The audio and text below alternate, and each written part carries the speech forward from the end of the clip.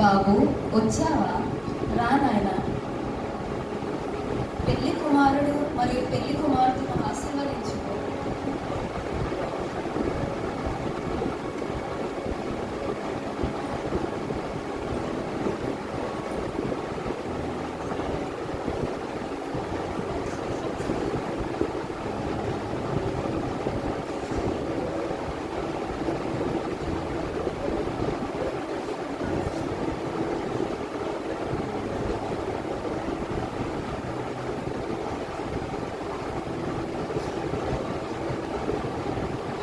ద్రాక్షరసం అయిపోయిందిరా. అవునరా, ఇప్పుడు ఎలాగా? చాలా మందికి ఇవ్వాలి ఇంకా. ఇప్పుడు ఎలాగా? దిగులు పడుతుంది.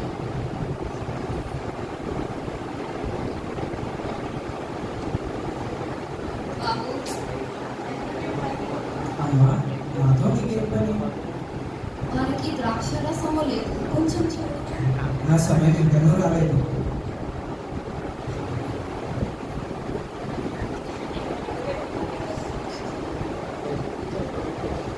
ఆయన మీకు చెప్పినది చేయుడి. సరేనమ్మా.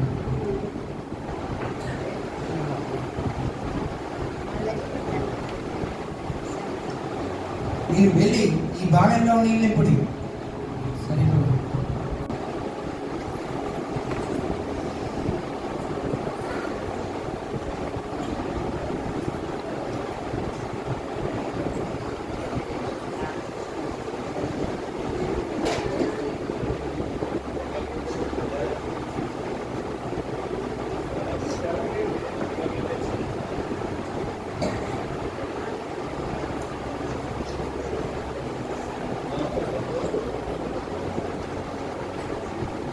ఇప్పుడు ముంచి విందు ప్రధానంతో తీసుకోండి.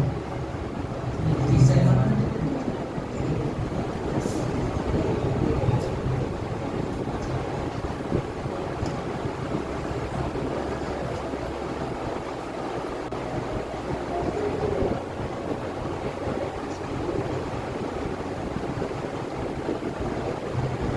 ఇదిగో, ద్రాక్షరసం. రా, ఏం ద్రాక్షరసం కావాలి?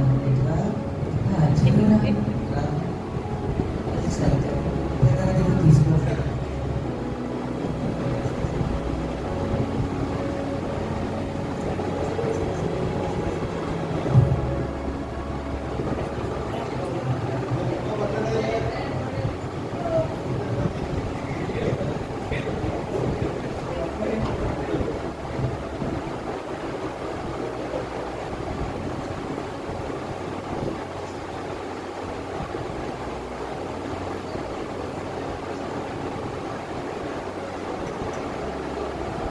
బాబు, ప్రతి వాడును మొదట మంచి ద్రాక్షరసము పోసి జనులు మత్తుగా ఉన్నప్పుడు చెంపు రసము పోయి, నీవైతే ఇదివరకు మంచి ద్రాక్షరసము ఉంచుకొని ఉన్నావు. ఇది గలిలయలోని కానాలో జరిగిన మొదటి సూచక క్రియ. యేసు నీటిని ద్రాక్షారసంగా మార్చింది.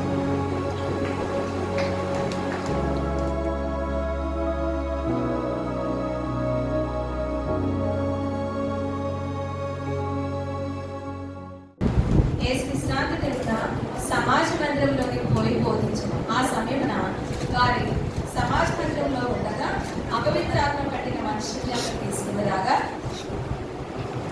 నన్ను వదలండి, వదలండి, నేను రాను, వదలండి, నన్ను వదలు, వదలండి, వదలండి, నన్ను వదలండి. అక్కడ యేసు వాళ్ళు నశింపజేయడానికి వచ్చిందా? మీరెవరు నాకు తెలియదు. నేను దేవుని కుమారుడు అని పరిశుద్ధుడు. ఓరబంధము వారిని విడిచిపో.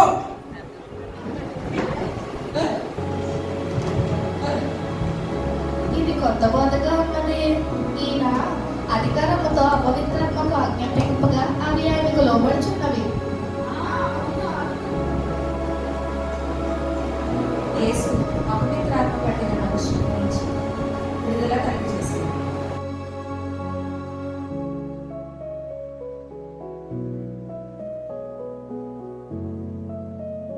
మరియ, మార్త అనే సహోదరులు ఉండేవారు. వారికి లాజరు అనే సహోదరుడు ఉండేవారు.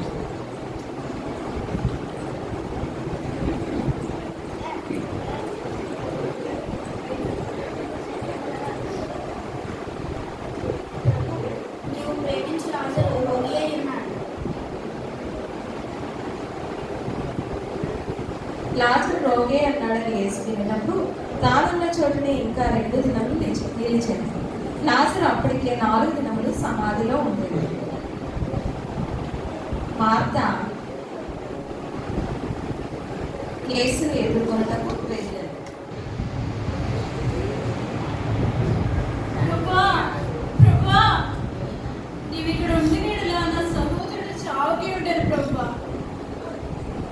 అయినను నీకు దేవుని ఏమడిగినను అనుగ్రహించదని నేను ఎరుగుదును. నీ సహోదరుడు మరలా లేచుడు. అంచెదనకు నా పునరుద్ధానమందు లేచినని ఎరుగుదును ప్రభా. పునరుద్ధానమును జీవమును నేనే. నీవు నమ్మిన ఎలా చనిపోయినను మరలా బ్రతుకును అని నీవు నమ్ముచున్నావా? అవును ప్రభా, నమ్ముచున్నాను. నీవు దేవుని కుమారుడైన క్రీస్తు అని నమ్ముచున్నాను ప్రభు.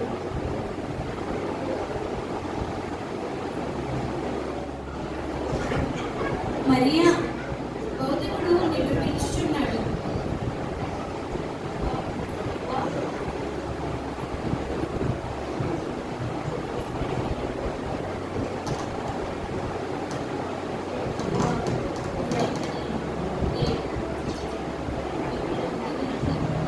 నా సహోదరుడు చావు. అతన్ని ఎక్కడి నుంచి? వచ్చి చూడుము ప్రభు.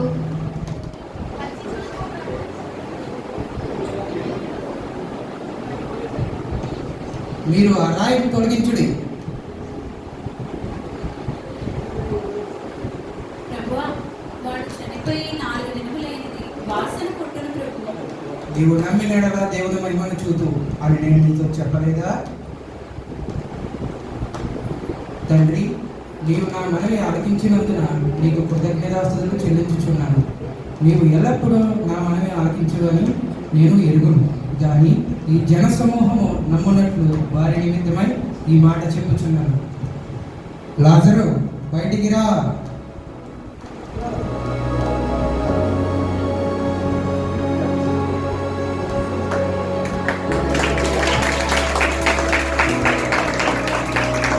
మీరు అతని కొట్టవిప్పుడి. మన సహోదరుడు లేచి ఉన్నాడు. మన సహోదరుడు లేచాడు. మన సహోదరుడు లేచాడు. మన సహోదరుడు లేచి చనిపోయిన లాజరు లేపిన యేసు అద్భుతములు చూసి ప్రజలందరూ ఆయనను వెంబడించింది.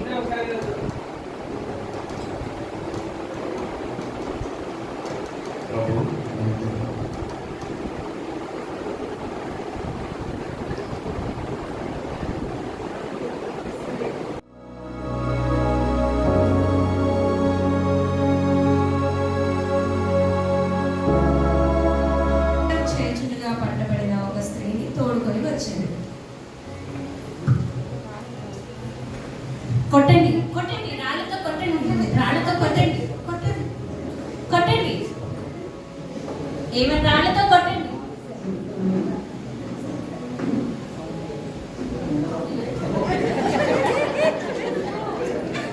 వారు కూడా ఈ స్త్రీ వ్యభిచారం చేస్తూ పట్టుబడి ఉన్నారు. మోషే ధర్మశాస్త్రం ప్రకారం ఇలాంటి స్త్రీలను నాగతో పట్టవాలని కదా. బోధకుడా, ఏం చేయించున్నావు? మీలో పాపం లేని వాడెవడో మొదట ఆమె మీద రాయి వేయండి.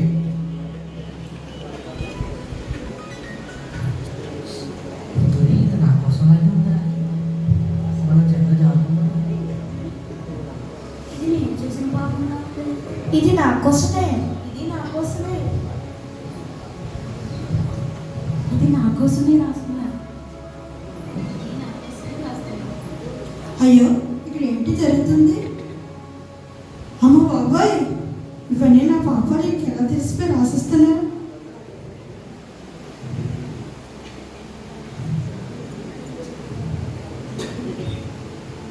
అమ్మా, వారు ఎక్కడున్నారు? ఎవరినూ నన్ను శిక్షింపలేదా? లేదు ప్రభు. నేను నన్ను శిక్షింపను. ప్రభు, నీవు ఇక వెళ్ళి పాపము చేయకు.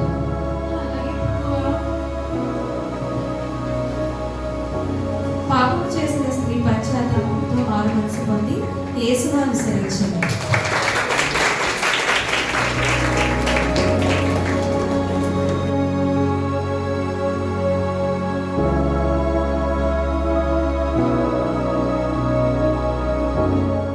యేసు ఎవరో అతన్ని చూడాలని ఉంది. అంతమంది చుట్టూ ఉంటే నేనెలా చూసేది? యేసుని ఎలాగైనా రోజు చూడాలని ఉంది, కానీ ఎలా చూసేది? ఏ సిటిగా వచ్చుచున్నారు. యేసు త్రోవను వచ్చుచున్నాడా? నేను ఎలాగైనా యేసుని రోజు చూడాలి. ఎలా చూడాలి అర్థం కావట్లేదు. ఈ చెట్టు ఎక్కి యేసును చూసింది.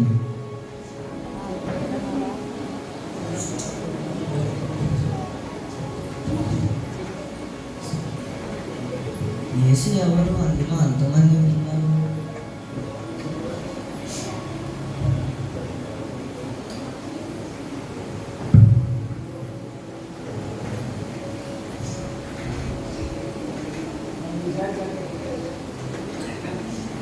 జక్కయ్య, త్వరగా దిగుము.